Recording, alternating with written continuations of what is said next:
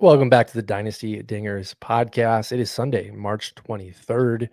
We will be releasing this on Monday. We are 4 days away from opening day. I guess everyone else's opening day, since the Cubs and Dodgers do have 2 games under the belt. Doc, we are very close, buddy. How excited are you? I'm excited to get out of baseball purgatory. It's like we're all like, yeah, it's opening day, and it's like, oh yeah, 4 a.m. For me, it wasn't opening day. It wasn't in America.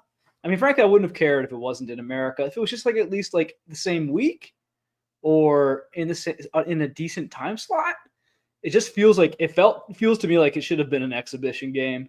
It didn't feel it didn't happen for me. Basically, I'm still in anticipation for opening day. That said, I've done all my drafts, so I'm kind of just sitting here waiting, and so we're gonna have a fun podcast today. I think, though, Matt and we've been grinding through the scout the stat line, the top 10 prospects as per the model. So this is like, whew, We're free. Free flow a little bit here. We're free, and like that was fun. But yeah, we're just gonna kind of shoot it today and talk ball. And man, I just feel like all the ball talk has happened, and at this point, I just want to get into the season, get that new data. And I mean, if you're talking real baseball, just watching real meaningful baseball.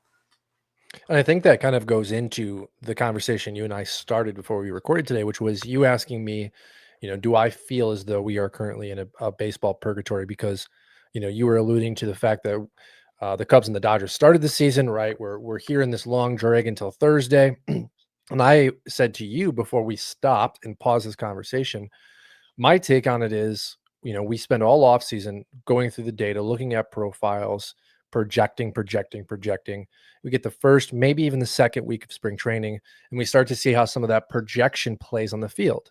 And then we have to look at, our newfound data and say, well, does it matter? How much of spring training data matters? You and I have covered that before. And I don't necessarily think it's because of the Dodgers and the Cubs starting the season a week ago. I think it's just the true nature of the middle of March, the end of March. We've seen what we need to see. Now what we're looking for is injury, hoping and praying we don't have injuries. We're looking for opportunity, right? Thomas Harrington, who we're going to talk about today.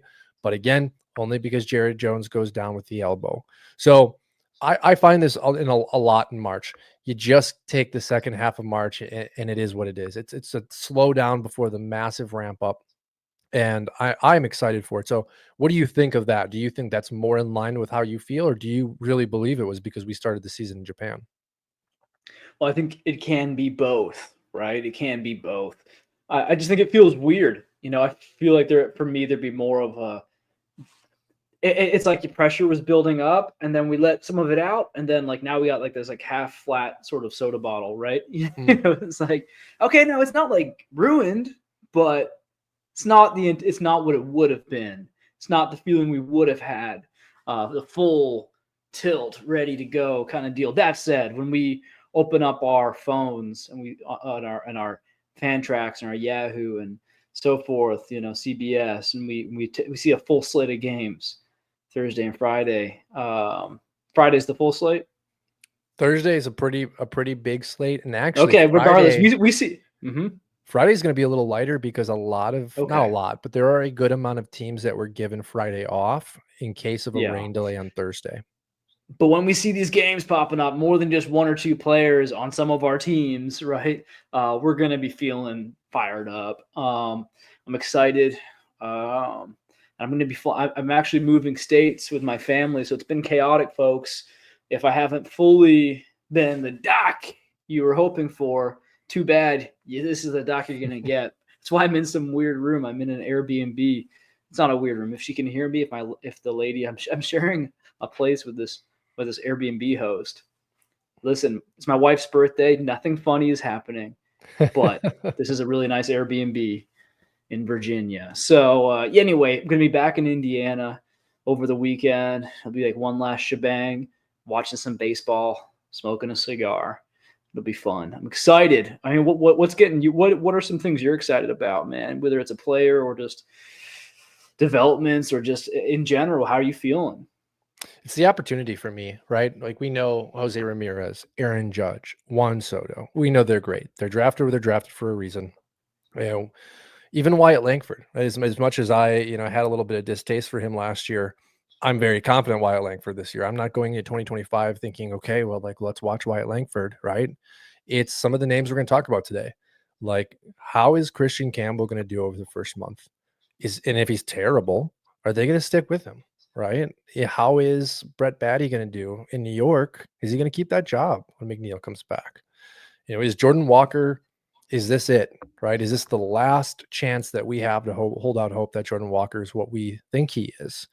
It's that grouping of players, and then mixed with, and we just did my home league draft last night, and I didn't go with a lot of starting pitchers. It's a points league, daily, weekly, like it doesn't matter. It's points pitching, right? And the pitchers are gone. It's a 12 man. And so I bring that up because it's like there will be the next wave of guys that we didn't identify, right? Even though we like Mm-hmm. Ryan Weathers and I like Casey Myers and we like some of the other pitchers on Detroit, like Olson. Like, who's next? That's what I'm really excited for. Is it Luis Ortiz, who we're kind of in on, but not really sure? And, we may not know that till mid-May, but starting Thursday is when we get to really start to identify those data markers. We get to watch baseball again. It's not Batty and Walker and some of the other pop-up players in spring training that were former prospects beating up on AA, AAA garbage pitchers. We get to finally see real data and analyze it. Those are human beings. Those trash cans. Those Listen, garbage. if anyone needs a pitcher, I'm happy to try out just to throw 75 and have, any of these guys hit at 500 feet. I would love that. Please send me a text. Or they smash it right up the middle, line drive right at your dome, right? Like, yeah, that's honestly, that's like an underrated part of pitching. I don't like pitching slow pitch church league softball. Like, sometimes they come right back at you, man. It's like it's kind of a scary deal because the pitcher. Think about the momentum. They're putting everything into it. It's probably one of the last things you're even thinking about because you're just trying to throw a certain pitch in a certain spot. You're thinking about where the runners are, if there are any. You're thinking about the count. You're thinking about the catcher. You're thinking maybe then the fans are all in your ear, and for good or for bad. Next thing you're not really thinking about is a 100+ mile per hour exit velocity Well, it's ball coming straight interesting. back at you. That's terrifying. I No think one actually really talks about it. softball is a good representation because I, before I had my injury, I haven't played softball in over 5 years now because I haven't been able to throw a ball. But before I was pretty competitive. I wasn't on traveling softball teams, but I played with guys that were formerly in the minor leagues. Like I played with some really good athletes, and the big thing I found from playing with those guys was if a ball was shot up the middle in softball, they were almost fights because the intention or the assumption was that everyone on the team can control where they're hitting the ball, which I agree with in like a way. Like, if you're going to go middle, like you kind of have to be trying to shoot the ball up the middle, and you clearly didn't get enough like launch on the ball. But when you're talking about baseball, kind of as you just said, yeah, I mean, we've seen some of the greats that have the ability to have bat placement and control. But nowadays, with what you mentioned, the 100 miles an hour, some of these guys are just lucky to make contact. And if it happens to go straight up the middle, and hit Bobby Miller in the head, it's kind of like, well, what are you supposed to do? So I thought that was It's a good interesting, place to hit the ball. It's a good place to hit the ball up the middle. It's old school. unless Greinke's in the mound, then it's an out. All right, so Yeah, let's man. let's jump into it a little bit. I brought up Campbell. He's one of the first names that I kind of want to talk about today, right? I'm hearing, I think a lot of people are kind of pushing this concept as well, that Campbell is in line to make the opening day roster and be the second baseman. Do you think, from the short sample that we've seen in spring, that he's ready? And if not necessarily, how long do you think the leash is in Boston? Well, what's up with David Hamilton, right? Everyone was ready to write him off, but he's shown a lot of promise as well. I think it's a situation where, is it a short leash? Because if you're going to keep him up, it can't be a short leash. You have to kind of let him hang himself. Uh, I hate that. That's pretty harsh. But let's just say like Holiday or Victor Scott last year.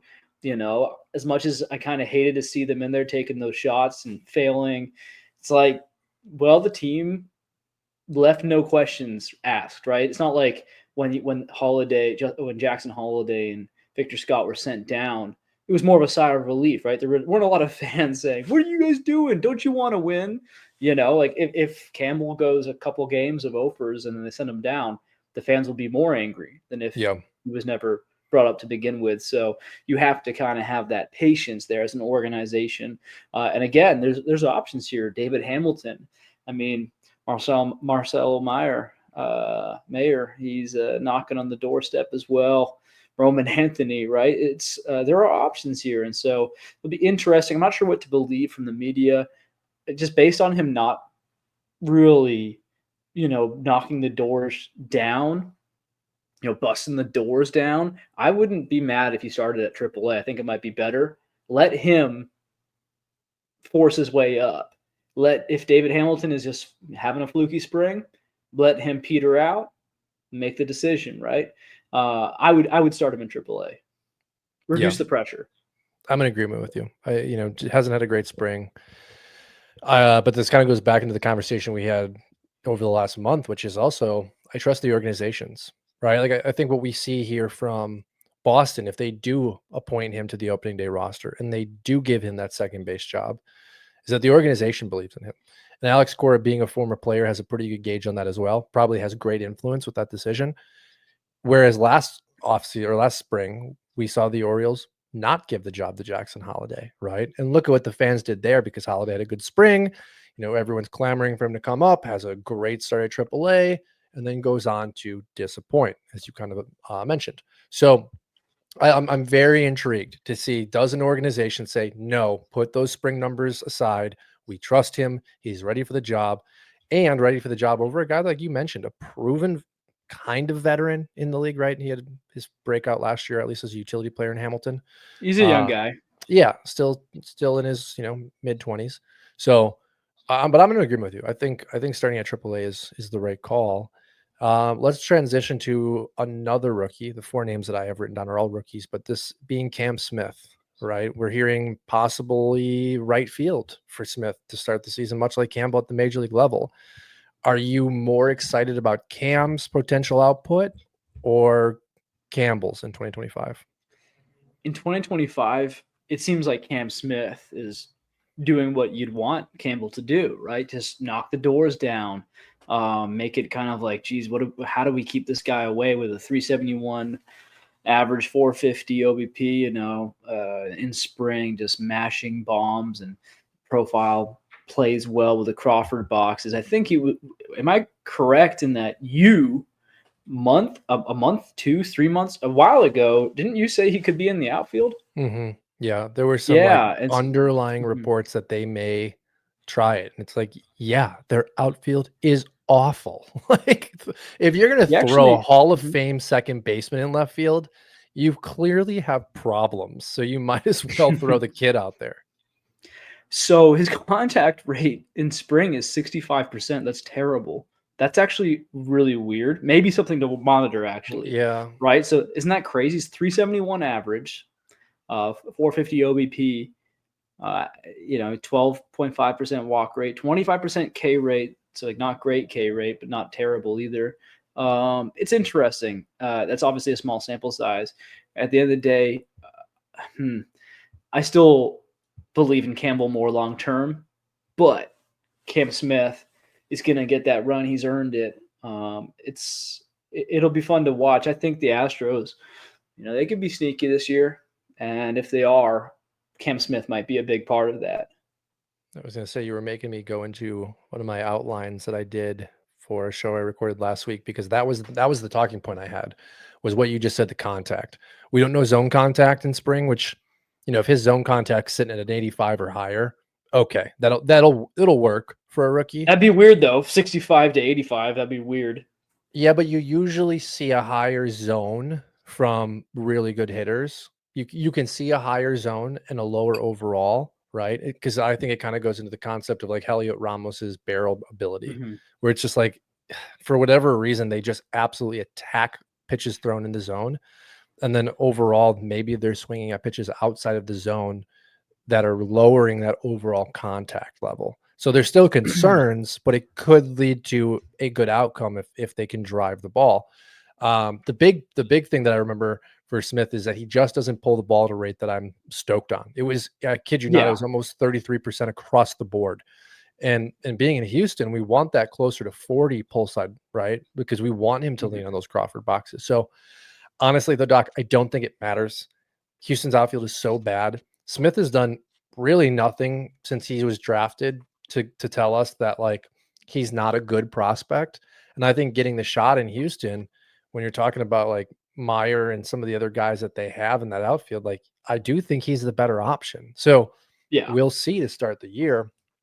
Anything else on Smith? No, I mean, I'd actually be shopping him right now, Yes. just because this is crazy. Like, I think he's being valued, whether people are going to say it or not, as like a top 5 overall prospect, just because of the helium. He's there were a few publications this week that came out there, like their actual preseason top 100s, and he is just flying up lists, professional lists. Like, Mhm. not that our lists aren't professional, but ours are individualized as opposed to Scout the Stat Line lists. And it is hard not to put his potential playing time into the equation, but I think this is the highest you're probably going to sell him at. Would you agree? Yeah, I mean, like again, I just feel like he's up in we are having a conversation right now about Yeah, Cam Smith and Christian Campbell, who is more or less a consensus top 5 great prospect. point. This is what I mean. Great point. Okay. Next name, Matt Shaw, right? Same vein. Got an opportunity to go and play in Japan. Is presumably the starting third baseman. Justin Tucker is behind him in case he can't hit. But where are you at with Shaw with all of the conversations you and I have had over the last year? And again, the playing time opportunity in Chicago. Do you think that he's going to come to fruition? Well, I mean, it's not presumed anymore. He's literally out there playing, right? Yeah. He's playing ball at the major league level. But in his what do you have here? Uh, his stats. Why are they not on? There they are. 2 games, 9 plate appearances, and he's got a 111 average. So One actually, hit. he's a bust. Yeah, so he's a bust, and we need to throw him out. And he's disgusting, honestly. But it's so funny. We are so desperate for any kind of baseball action. I do feel like people would laugh if you tried to get Cam Smith and trading Matt Shaw right now. I just don't Really? feel like I don't feel like Matt Shaw is being appreciated. It's so crazy. I Maybe agree. it's just me, but I've been feeling like these ebbs and flows. I remember like a month ago, Max Meyer down in Miami, he was flying up, right, and then now it's kind of now it kind of went back down again. Teetered, Now you yeah. can get him late. Reese Olson had a little wave like that. There's just been a few of these players. Their values are going up and down and up and down. Caleb Durbin was really up and probably going to be back down again. He's not starting opening day. It's over. But yeah, so Matt Shaw, in case folks out there weren't picking up on it, very sarcastic when I said he's a bust. I think if you believed in him before, you got to keep believing. 87% contact rate in spring. He's just a ball player. I don't think he's going to be a 30 home run bat. Some people push back on me about that. Maybe, but I don't really care if he is or not. I think like 2020 or like 2020 with like a 269 average, 339 OBP. I feel like he's going to be maybe a boring sort of player like that, but that's the kind of boring that can win fantasy baseball championships. Only 23 years old. Yeah, and the reason I said presumed was, and I will have to check this, but if I'm correct, both the Cubs and the Dodgers were allowed 31 players in Japan. And I don't necessarily know how that was broken down. There was Okay. like a taxi squad concept.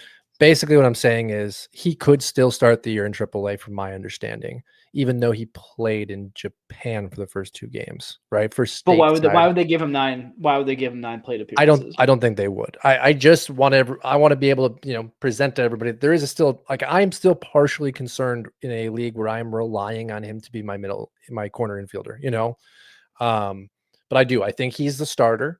I am not a big believer that Tucker is a guy that's going to really challenge him for the job unless he's just bad for the first month. And the speed component mixed with the power. I will say this. I watched a few of his at bats from the Japan series. The leg kick is really exaggerated, and it worked in the minor leagues. I'm curious to see how it works with upper level velocity.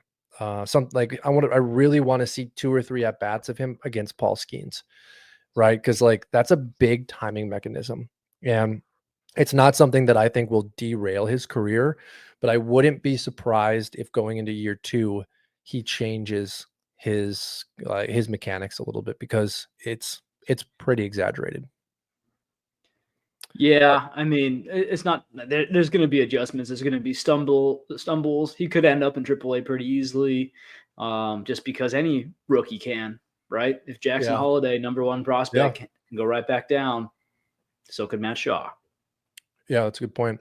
Okay, I've got a rookie pitcher on the list because again of recent news. Jared Jones, UCL injury. Thomas Harrington for the Pirates was pushed from today into tomorrow. The Pirates are trying to figure out exactly what's going to happen with that 5th rotational spot. Everybody moves up with Jones being out. So Thomas Harrington, a guy that we've talked a little bit about, more of a command control pitcher than the Jones, Skeens dominance, even the Bubba Chandlers. There's opportunity now potentially for Thomas Harrington to provide fantasy value early this year. Are you interested in him at all as somebody that could help give you innings and maybe positive ratios? Or do you think because he doesn't give the same strikeout appeal that some of the other names that we spoke on do, that maybe he's just a guy to keep an eye on, and worst case scenario, if you run into injuries, throw him into the roster? It just didn't work out last year for me to be able to see him in Indianapolis. Now it's going to be even harder being across the country. Although it's kind of funny. I'm going to go to kind of close to Norfolk, and Baltimore. I guess I'll get to see them in Baltimore. I was going to say I missed the golden age of the Baltimore kids. But anyway, Samuel Basayo. There you go. Yeah, He'll be down there for a while. Kobe Mayo too, probably. Uh, yeah, yeah. Go early. Go early. I think he's gonna make a difference this year. I think it's a good time to buy. Back to Harrington though. Yeah, just never got to see him. He seems like he's gonna be like he could easily be one of my guys. Yep, Hide the he's very tears. much a Hi- Doc guy. Hide the tears, folks. This is the Drew Thorpe eulogy. Ugh, I'm weeping inside. It may not look like I'm crying, but believe me, this is the closest I've ever got to crying. So Drew Thorpe, pour one out for the homie. It's just so frustrating. It's like he came in, all this hype, and former Yankees prospect. Then he crushed it. Looked like he was going to be a reliable, quality start kind of guy. Then like, oh, what's this? A couple bad games. Oh, he was playing hurt. Okay, well he'll get that taken care of. Okay, there's something. It's not quite going the way we wanted it to. Okay, well he'll be back by like a couple weeks into the season. Tommy John. And I was like, what? So now everyone was hating on the guy for having low velo. I'm going to war for him all offseason. When do we see him again, right? And I mean, his value was already nothing, so compared to what it was. So I guess this is all a way to say Thomas Harrington. I got to start watching some Harrington tape because I've been in on him. I just I need a replacement in my heart where that Thorpe used to be. Does Harrington have a mustache? Let's take a look at Harrington pictures. Yes, he does. Does he actually? It's not a Paul Skeens mustache, but Drew Thorpe has a better mustache than Skeens. Drew Thorpe does have No, a nice mustache. he You need to look at does, and that's Thomas part. Harrington from spring, because when I saw him last week, he had broken out the mustache. Yeah, actually, I did see this little clip. I think, yeah, it's a greasy one. It doesn't. It's it looks pretty disgusting and not in a good way. So anyway, we'll see what happens. Harrington, yeah, he's going to give you innings. He's not sexy, but he's got that deep arsenal, pitch ability. I hope he works out. And again, I hope some places he's listed as Tom Harrington, some places as Thomas. He doesn't have the build, he doesn't have that frame. Like he's 6'2", 185, so he's not really a dock guy. But it's crazy. He was actually a first rounder back in 2022 in like a compensation pick, 36 I pick. don't feel like his measurements are right. Like No, does he look bigger to you? he looks bigger. Like I mean, I'm 185 when I'm healthy, and he looks a solid 30 pounds heavier than me. They finally updated Lazaro Montez. He's 6'5" now on everywhere. Noah Schultz is 6'11" now. No way. 6'10" or Is, 6'11". Yeah, added 20 more pounds. is that on He's like it's fully. updated? It was the Just Baseball guys that brought that to the table. Credit to them. Okay, because Um, yeah, it doesn't. yeah. I mean, regardless, yeah, he's 6'10" on Baseball Reference now. That's Mhm. hilarious. Yeah. Yeah, he needed that extra inch I otherwise. mean, he's getting closer to the big unit every day, which is, not a fair representation comp for him because Randy Johnson is one of the greatest of all time, right? Hall of Famer. But I mean, there Yuri are some Perez is going to come measurables. back he's going to come back and be 7'1". And skinnier. And Yeah. skinnier. Oh man. Okay, Yeah. moving. Did you have anything else you wanted to wrap with Harrington?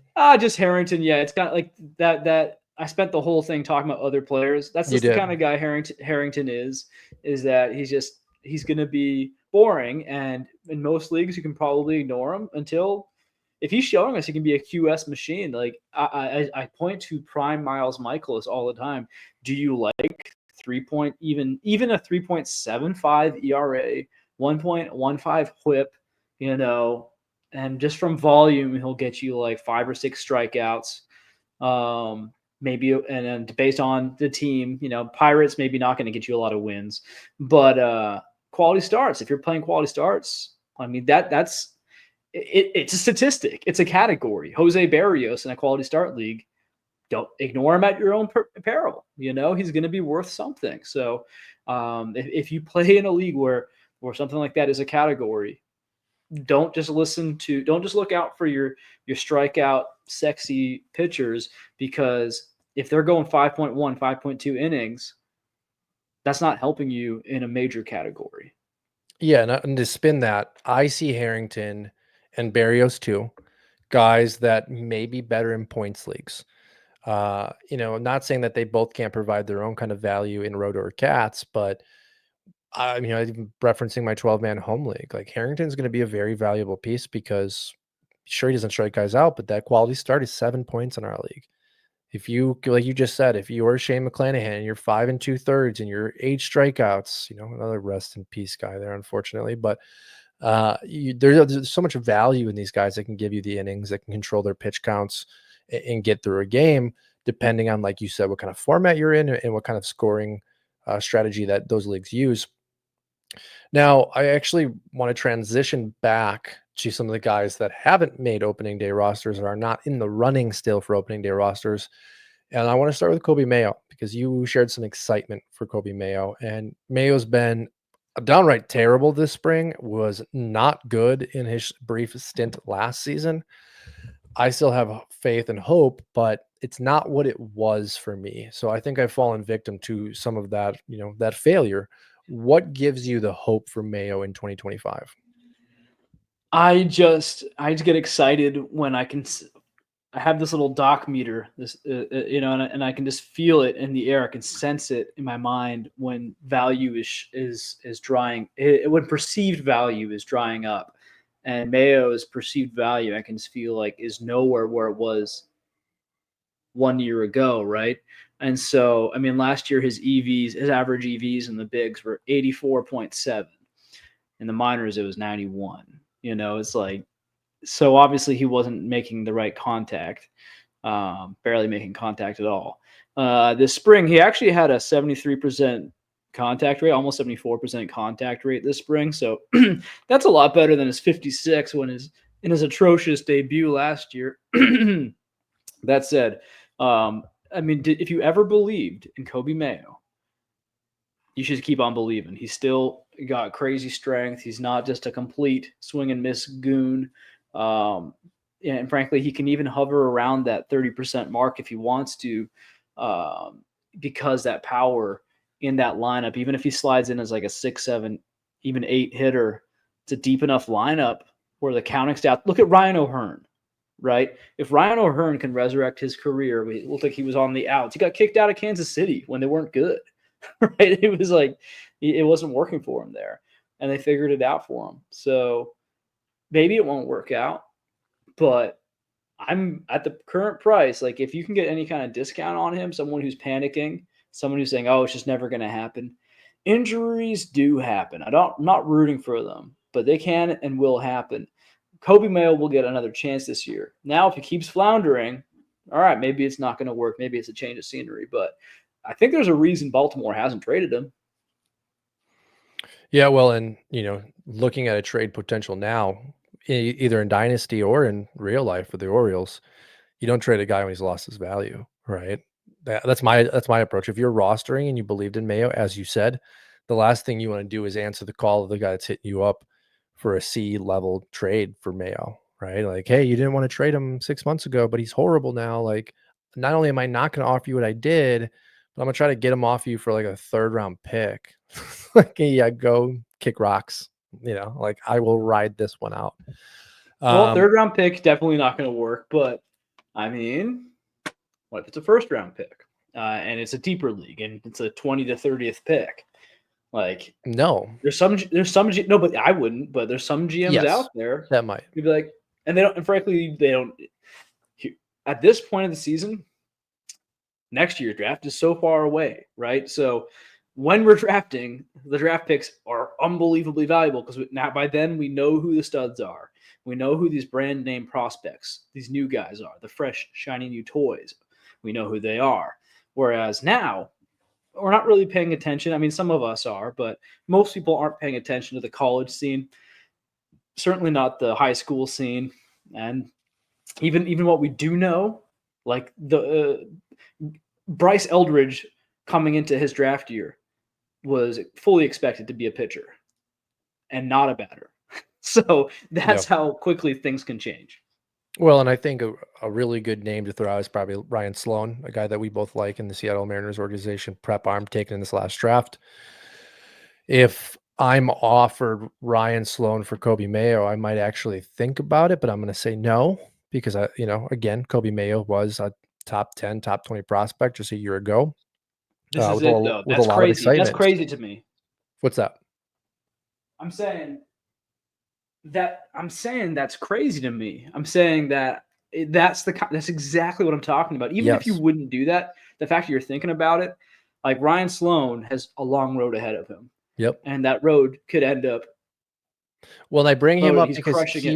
he was drafted at the highest that I saw, like 113 to 115 in one of my drafts. And that's the pick that I would be willing to trade to acquire Kobe Mayo, right? Like, if you think you're going to be in the championship or you have a really good shot to make a playoff push and you're in a 15, 20 or 30, it doesn't matter. Like, at that point, Ryan Sloan's probably the name that you're going to be drafting type of player, right? Maybe a prep arm. If it's a college bat, we didn't really like any of those guys at the end of the first round in 15 team formats. I'm very happy offering that pick. And again, if you're a competing team, to be able to get the upside of a guy like Mayo, who has the chance to go top 3 to 5 in any FYPD, if you were to put him in there pre slump, we'll call it, like, you got to take that deal because, again, like, you're replenishing your competitive window if you're a team that is again trying to get a championship. So I'm in agreement with you. If I'm I might do this in leagues, I might go out and offer that 1st round pick because, again, I would rather have Mayo than Sloan. Also, scale it back a few months, I only like Sloan at the level I do because of the hype, right? Like, I like the potential. If you take an FYPD in December, I probably would laugh if someone was like Sloan for Mayo, right? It's only timing context there. Yeah, I mean, and you look at it. So now it's 2025. Mayo's debut was 2021, right? It's been 4 years. It's been a long road. We Yeah. have to remember there's a long road with prospects. Yeah. Good point. All right. I have an interesting question for you next. This is dynasty relevant, but it's also there are aspects of this for 2025 that I'm going to throw into the equation because some of these guys will be back, some of these won't. When we're thinking about major leaguers recovering from Tommy John and we're trying to forecast the value that they still have left, I want you to rank these names for me, okay?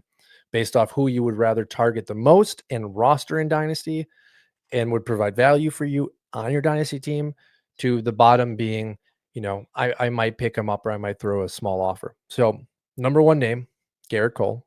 Okay. Number two, Shane Bieber. Number three, Kyle Bradish. Number four, Joe Musgrave. And number five, Alek Manoah. Yuri is not in this conversation because Yuri's obvious. So Cole, Bieber, Bradish, Musgrave, Manoah. What order would you put those guys in? Musgrave is my wife's maiden name.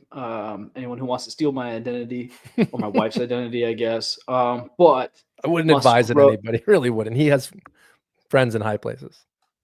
yeah, Musgrove is the guy you're talking about. Musgrove. Okay. But so Why would Musgrove, I I'm say super concerned. Musgrave? That's how I don't, I irrelevant he's don't, been for. I don't think I've even ever told you that was my wife's I did not know maiden that. name. So it's weird. So actually, if you want to get into it, they all come from the same clan on the Scottish British board. It's a real thing. They all actually are. Okay. Anyway, we just lost any listeners from Yeah, that. they're gone. But let's start with him at the bottom because now he can't stay healthy. He's not old, but it's gonna be a while for him to come back. At this point, we're getting further and further removed from his relevancy, right? Like it's going to be, 2026 when we see him. When was the last time we had like a real long season? Was 2022, I think now. So it's like that's going to be 4 years removed. It's not good. So, and now he'll be 33, I think, something like that. It's not over. It's not over. Plenty of time for his career, but his value will be. I was having this conversation with someone who owned Cole and Musgrove, and I said, no, I get trading for Cole, who maybe would be my next up target. So Musgrove, no interest, just So he's because 5. uh, You throw maybe a 4th round pick if you want some depth, but he's and here's the deal, folks. It's so weird. You would think as soon as you hear TJ, people are like, oh, long road ahead. The value's at its worst right now. That's not how it works. In my experience, there's like some residual value. Like people are like, no. Like he was just good 5 seconds ago. He'll be good again, which is probably true most of the time. But there is a value dip. Like you look at Robbie Ray and Kyle Bradish, these guys, Ray's value was like yeah. like you get him for nothing. And then he's been trending up. Now it's starting to come back up again. Bradish is like, it was actually higher 1 or 2 months ago. It was still fresh, I guess. The TJ fresher. And so I don't know, for whatever reason, I guess just knowing that Ray's coming back strong and Bradish might not be back till the end of the year, if that, right? So right now we're entering the Bradish Valley. Send out your offers for him. I'm doing this out of order. So I would say Musgrove, just to be clear, Musgrove, Cole, Bradish I is my said top I target. said Manoah too. Don't forget about Manoah. Just Okay, so that sorry. Manoah's actually just in front of Musgrove, okay. I So guess. Musgrove's 5, So Manoah well, 4. so Musgrove is the least interested. He's Manoah, at the bottom of the because well, buried in water. yeah. So Manoah, I'm only putting him higher. I'm not really that interested in him. I don't really believe in it, but Manoah also, he's just so that we're all aware, he had internal brace. So Manoah will actually he's slated to be back this season, which he which helps wasn't your good case.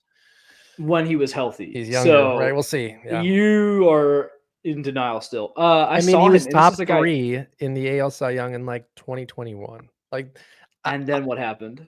he's my 4 as well for the same reasons that Joe Musgrave is buried in the dirt, but I'm not in disagreement with you. Call him Musgrave one more time. And so Well, I think it's just that. It's just the inability for me to I'm gonna start Musgrove. calling him Alex Manoah. So just to like be weird. Just so Manoah, I saw him get into a pitcher's duel That's with right. Skeens, which is like, and I saw him on his game. I'm still not into it because my brain knows better. So I am more into him than Musgrove because the cost for Manoa is free, basically nothing. Like you can get him anywhere, so that's interesting. The top of so then we have Bieber Cole. When's Bieber coming back? Technically, he has the opportunity to be back in July, probably back in August. So back just in time That's for playoff push. he's surprisingly young. Like isn't he still 31? 31-ish. I'll look it up while you He's chat it. not that old. He seems like he's like 34, but he's not. So I would say Cole would be after Manoa, but like it's a big gap because I think Cole is still 34. Cole also seems older. He seems like he's 36. Cole will come back, and he's a tough guy. He's a big guy. I think Cole could come back at 36 and play into his 40s, kind of like a Verlander or A Scherzer. Verlander So, return, yeah. so Unlike maybe a DeGrom return where actually, he comes back and you're like, "Oh my god, who is he? What can he yeah, do?" yeah. Well, DeGrom, like, Cole's never really had the durability Yes. issues. He's been that guy for us. Same thing So with Verlander, right? yeah, so I don't think that I actually am talking myself into bumping him up to my number two. Bieber would be the third, the middleman, Okay. just because Bieber he just always seems to have these unlucky breaks. Yeah, he's younger, but He's I, 29. He'll be 30 yeah, at the end of May. That's crazy. that is zany. I could have sworn my brain was saying 29, but it didn't. It sounded stupid, so I'm like, nah, he's gonna Does be that 30. change anything for you? If you look at Bieber potentially having a What's his 5 to innings? 8 year window I'm pretty sure overall, his innings are bad. Like he can't give you innings, right? Like consistently. Let me take a look. 2019, 214, 2020 doesn't count. Had an injury in 2019, listen, 2021 had 96, 6 so years there was an ago. injury. 2022 he had 200 innings. 2023 128, something happened. Oh, he had the elbow injury in the middle of 2023, comes back in 2024, and then it goes 2 dominant starts, needs TJ. So let me tell So, you this. Let me tell you this. So he's there's been 2 seasons he's given us more than 128 innings. In fact, if you want to put it even worse, there's only since the turn of the decade, you know, he's only broken the 100 innings pitched twice. And he probably won't break it this year. So this is an issue, right? I'm not doubting his talent, but he's not. He's just not a guy. I think he's pretty cheap right now, which is attractive. But I think Garrett Cole. Garrett Cole's such a superstar that. So I'm going to say yeah, Bieber's firmly my number three. Cole is such a superstar that I'm not sure how low his dip will be. But again, this is fresh after. Don't trade for him now. But like in September, October, November, I mean, if you play in one of those dynasty leagues, I'd be making an offer out when Cole has faded from our memories, right? And it okay, seems like he's so old. Mhm. Cole is unarguable here. And it's funny Yeah. because I think our list is actually exactly the same except for a few positional swaps at 2 and 3. But I want to ask you then, because we're leading towards Bradish being number one, Yes. right? Yes. Bradish is I'm pulling up his birthday right now. He's Bradish young. is only a year younger than Bieber. Um, Well, and that's not entirely true. He's a year and a half. So whereas Bieber will be 30 in a couple months, Bradish will play well this whole season essentially will be 28. So more like a year and a half. September, okay, so he'll Bradish, yes, okay, year and a half, that's fair. But the thing I wanted to bring up is you brought up the issue concern with innings with Bieber, and I think that's a very fair point. Mhm. We have But worse and in we repeat have injuries. we yes, but I mean, elbow in 2023 was solved in 2024 with Tommy John, right? So like that does to But me he's that been doesn't hurt in the necessarily, past. but not to the point that we had like big concerns because he won Cy Young in 2020. 2021 he gave us 200 innings. 2019 he gave us 200 innings. 2022, there was that blip, but Bradish hasn't ever given us Bradish has given us one season in his entire career dating back to 2016. One season over 118 innings. No, so you gotta look at the what he did in the minors I'm plus the looking. majors. Oh, No, no, okay. I no, see what you're no. saying. I see what you're Yeah, saying. yeah. Okay, So he did in college. So he's been good for a while. So college, 101. The next year, 101. For some reason, he played 101 innings 2 years in a row. that's kind of weird. COVID year, yeah. Almost three in That's a and row. yeah, and then Yeah, that's kind of weird. 2021 he did 100.1.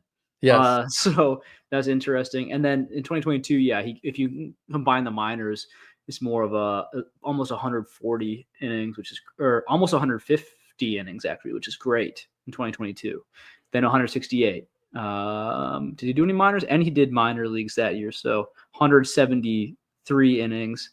And then last year, obviously, got the injury. So, of course, now if Bradish comes back and starts getting banged up again and missing time, then he becomes Bieber, right? Where we can't trust him. But if this is the only blip so far, which it is, and he's a year and a half younger, I just think that Bradish is essentially an ace. Like he's the best pitcher the Orioles have, which are a great team. So he's going to get you a lot of wins as well.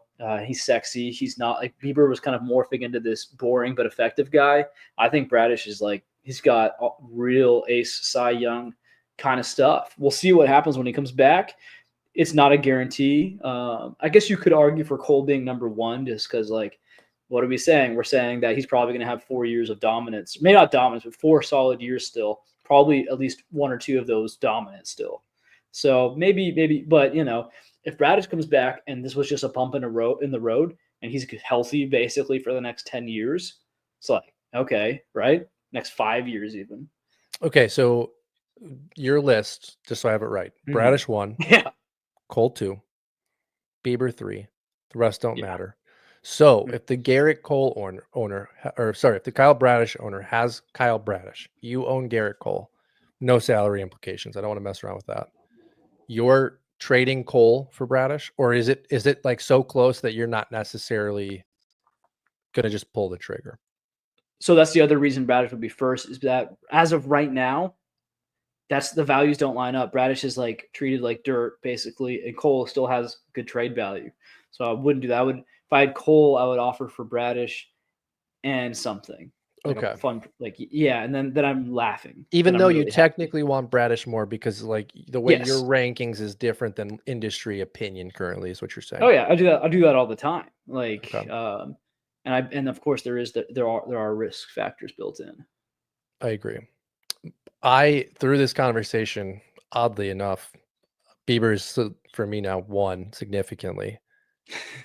Oddly, like I literally just had to make these decisions yesterday in an auction draft with a lot of implications, but like My arguments were so bad that no, your arguments weren't bad. I didn't realize that Bradish and Bieber were so close in age. I didn't realize that you're correct with the concerns with Bieber's health. You are. But I always say this, if the injuries were maybe because of compensation, we'll see.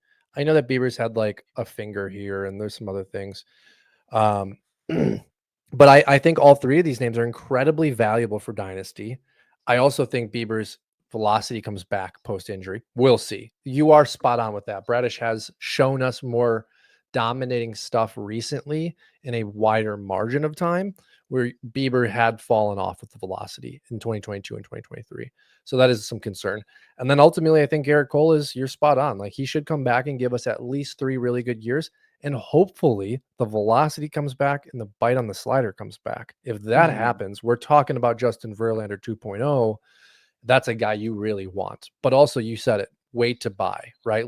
Yes. Let the peak fall into the valley, target that valley. I think, what do you think? June, July, when people, yeah, might be still lying to themselves that they're in a competitive window and, Garrett Cole happens to just be that throw in piece? Or are you waiting maybe until September, October, November off season time? We'll see. You just never know what a player's like. Some guys like Degrom just never seem to fully. I mean, Degrom, I think actually right after his last TJ announcement, Yeah. his value plummeted pretty And then it significantly. started creeping, right? Yeah, now people are acting like it never happened. So it's like, um, so it's very funny. The TJ thing. It's something I'm really kind of honing in It's a on. great stock So, market to like get into and evaluate, isn't it? yes. Okay, we got about 10 minutes left. We got a really good show so far. I think we've hit on some nice topics. The last thing I want to cover today, Doc, I'm good till Just 45, by the way, okay, cool. So if we want to if we extend a need little to. bit, yeah.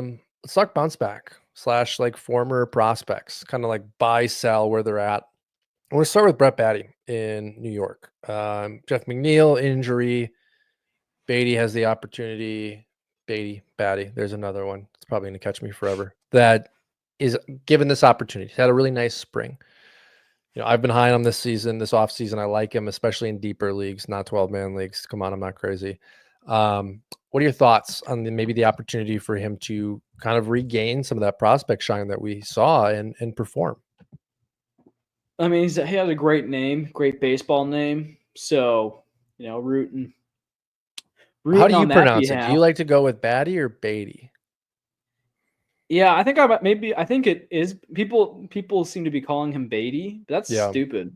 We should call him Batty is Batty. way better. Yeah, Yeah, Brett Batty. All right, let's go in. We're gonna unite here and make it Batty. I feel I love Oh, that. geez, Louise, lost my lighting. Yeah. So I mean, he's if he's getting the opportunity, he's getting the opportunity. Uh, I've never been super high on the guy. His contact skills are kind of. I mean, they used to be pretty good actually. In spring, he seems like he's a zone master more than a overall contact guy. I'm not sure if I've ever really taken a deep dive into his EVs. I mean, yeah, they're there. Last year they weren't, which just shows you he wasn't getting that kind of contact, the quality of contact in the bigs. 25 years old.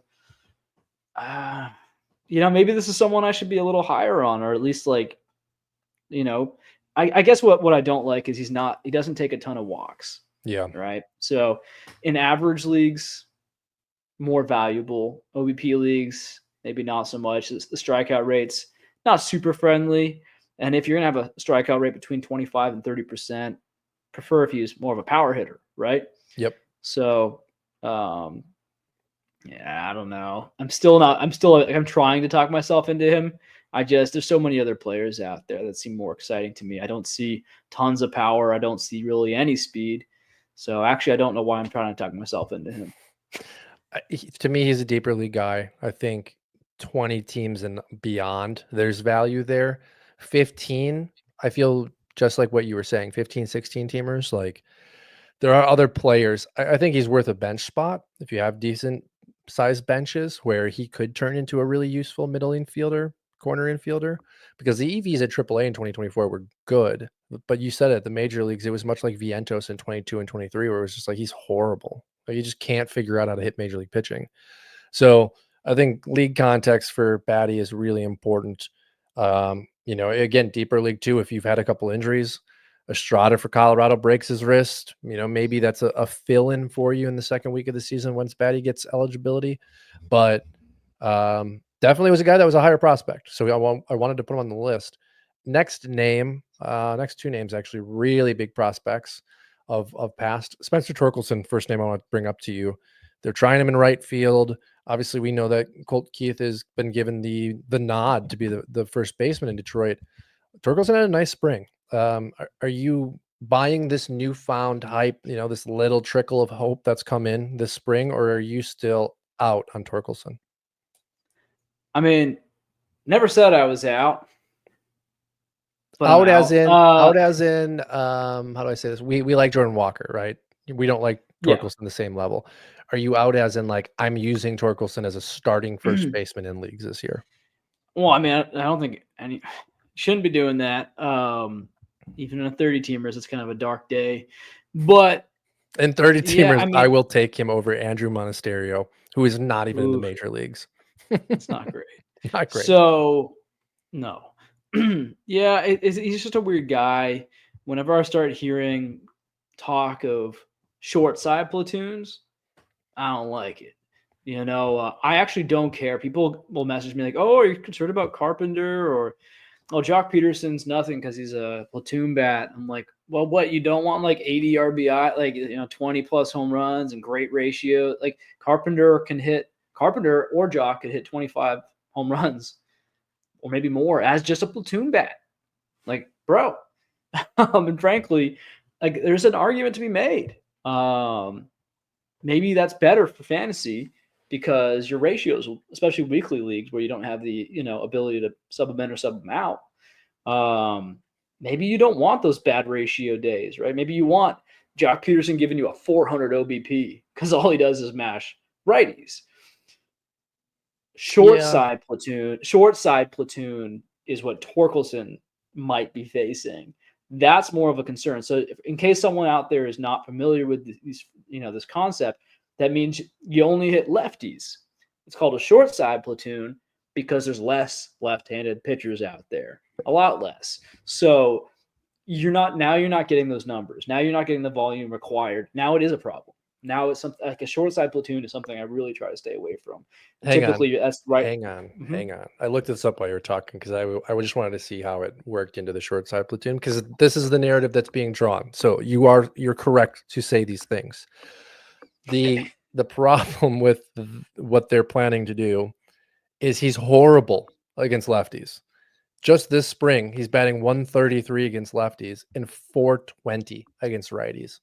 All of his home runs, all of his success this spring have come against righties.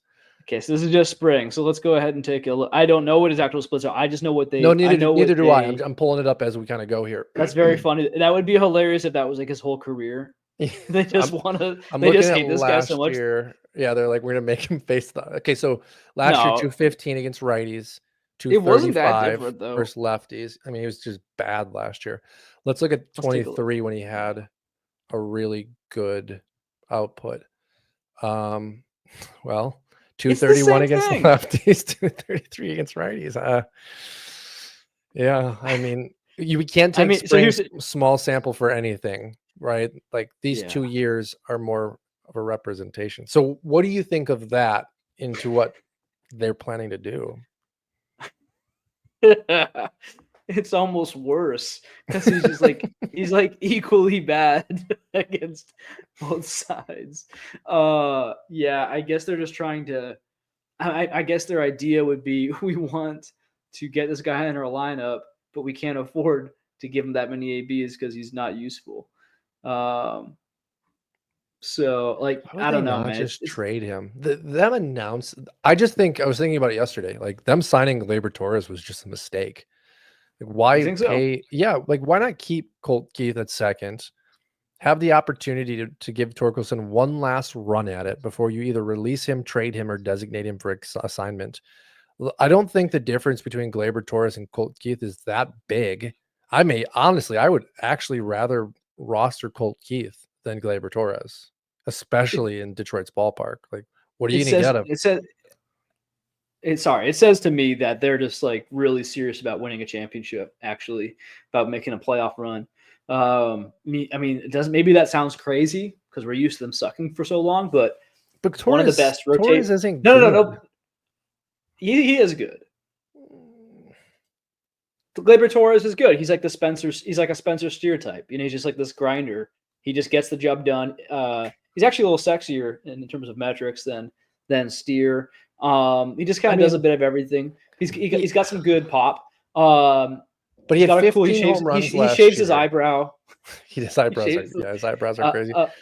15 home runs in Yankee Stadium. Like, what do you expect in Detroit? I'm expecting 10. What did he do the year before that? Let's take a look. I will always remember him for He's been very good. And so 25 in 2023 and 24 in 2022. Yeah. 9 in 130 games and 1 in 21. But he can hit the ball. He can get on base. He can do a little bit. Like he's like there's not really a liability anywhere. He plays some defense. He's not a liability. I think that's a good argument. That's a Spencer Steer type. He's just kind of boring. And so here's the deal. If you're trying to win a championship, I'm not saying Gleyber Torres wins you the championship. I'm saying that, now instead of like sitting here and like, oh, Colt Keith will probably be good. Maybe Torkelson will be all right. It's like, if both those things don't work out, you're in big trouble if you want to make a playoff run. Or if they do work out and one of them gets hurt, like getting a guy like Torres, it's not like he destroyed their salary cap. So there's no salary cap. It's not like he destroyed their payroll. Sorry. No, you're right about that. It was a 1 year deal. But the salary cap in a sport where there is no salary cap, we just got We just got laughed off the air deep into the podcast. It didn't But the fiscally constrain them, right? Is what you were yes, alluding to, yeah. that is my point. And so, yeah, I really like what they have going for them. They got depth all around all around, and if guys like McGonigal can keep making strides, Max Clark even, I don't think you're going to see him this year. I mean, if Max Clark goes to Double A, if McGonigal goes to Double A, these guys light it up. When you're in Double A, lighting it up, you're only an injury or two away from the show. In terms of the guys ahead of you, people don't really talk about this guy, but Justice Bigby, great name. Justice Bigby sounds like a black guy, and he's not, which is shocking. But but he's still good. No, he's kind of a fun deep league guy, but he's another outfielder that they just have kind of hanging around as a quad A type. They have a bunch of like good depth, which you're going to need because guys are going to get hurt, guys are going to slump. And so I think having a Torkelson around might seem like a luxury now, but again, like what if Keith falls off and Torque heats up, or just gets hurt, or there's so many things that can happen, right? Or isn't Torres hurt right now? I don't know if he's hurt right now. Baseball Reference has Torkelson now this week. This is an update, slid into the DH role for them.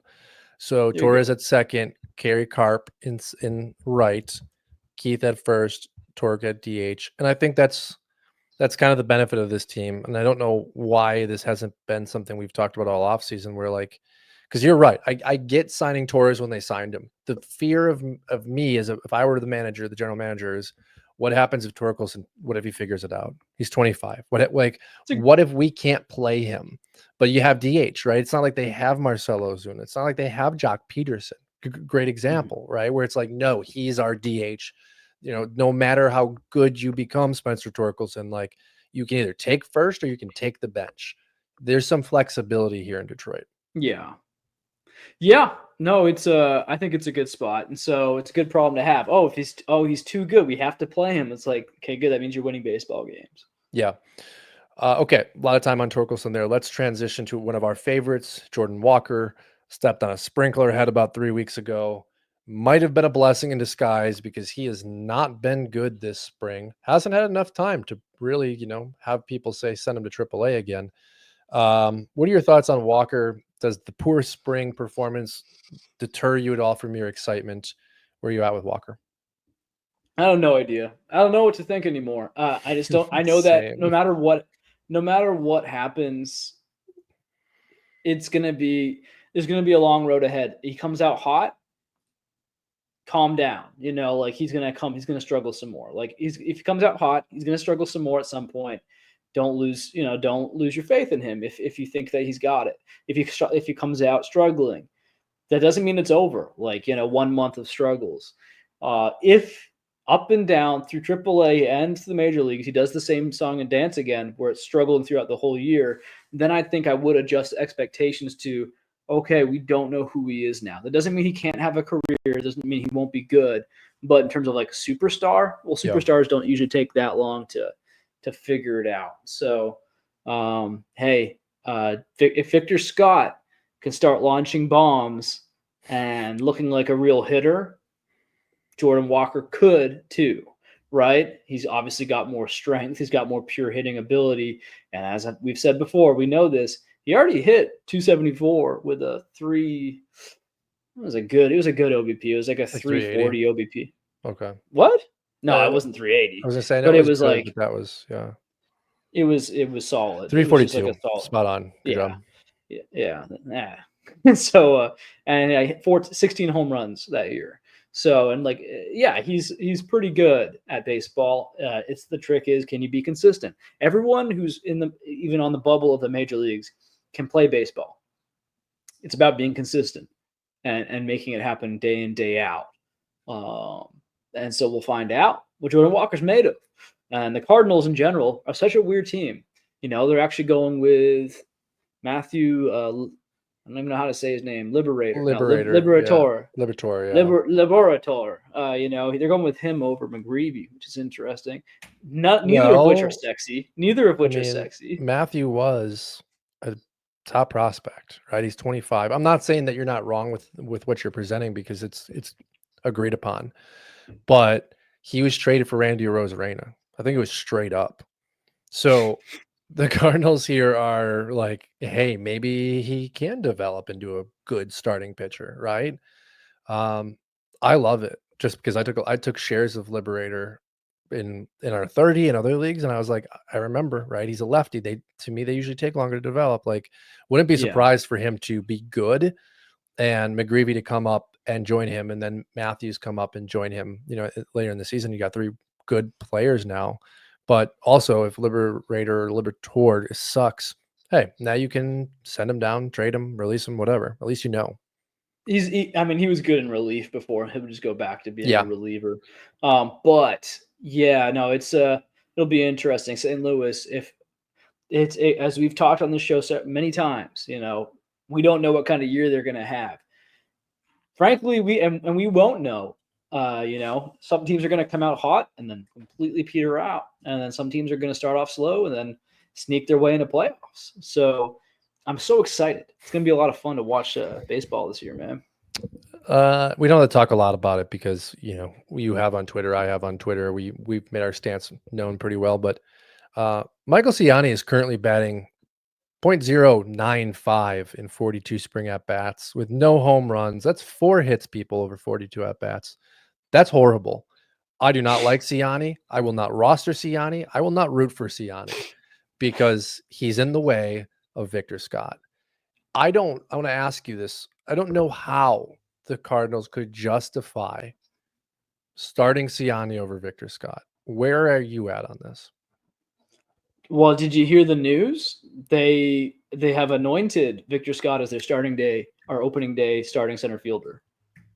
We should have started the show with that. Maybe I was you host wondering why next we were week. burying the lead here. Yeah, this is fantastic news. We have to mourn Drew Thorpe, and we should be throwing a party for Victor Scott. Yeah, man. What have we I done? had this post on X that said today, it was the Anchorman joke. Today redemption is spelled VS2 instead of RON, like in Anchorman. And then I have the GIF of Ron Burgundy saying, "It's science." And it's one of the greatest posts of all time. And Yeah, I so need to go yeah, on. I it's haven't been on X today. That's fantastic. I'm almost a little bit nervous now. Like with Durbin, it's like, okay, well, now we don't have to find out day one. Here's the thing: everyone's watching how everyone does in the first week, and that's who they are, right? Yeah. That's who they. And so it's almost like, okay, obviously I want Durbin up, but the silver lining is, okay, well, less pressure when he does show up. It's very frustrating. I think he's better than what's in front of him, but he'll get his chance. And then same thing, and then the opposite with Victor Scott. I'm delighted, right? This is fantastic. But part of me is like, he starts off a little bit slow. They're going to crucify him because there's guys out there on X who just say, "Oh, he is who he always was." I'm like, he's a child.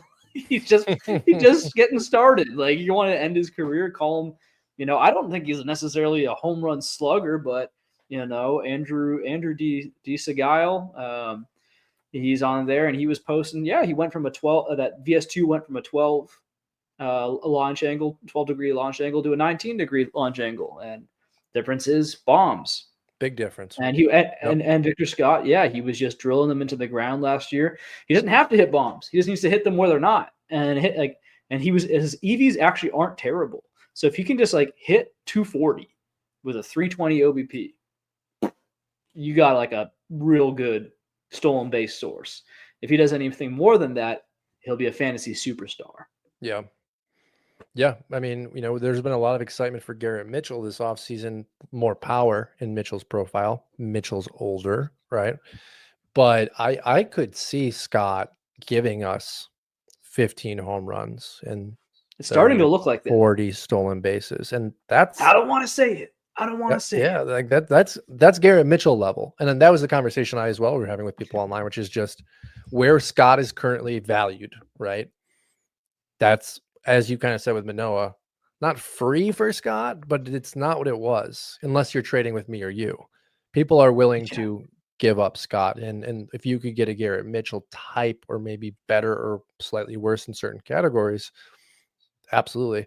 Great news. Interesting. I wanted to ask, it looks like Baker also makes the opening day team for St. Louis. Any interest unless it's deep leagues? Luke and Baker, short side platoon.